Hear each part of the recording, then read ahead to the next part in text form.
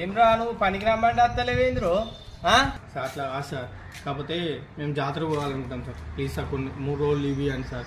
ఎందుకంటే మేము ఫ్యామిలీ అందరం కలిసి పోదాం, మాకు ఇష్టమైన జాతర సార్.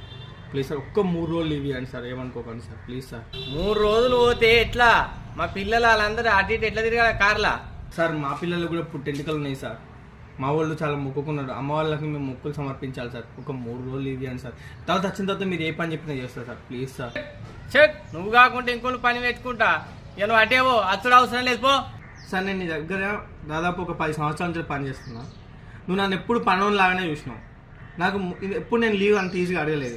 నాకు అవసరానికి 3 రోజులు లీవ్ అడిగితేనే ఇవ్వలేదు. నీ పిల్లలని కార్లో తీసుకపోయి మామూలుగా తిప్పడానికి అని చెప్పేసి లీవ్ అని అంటాను.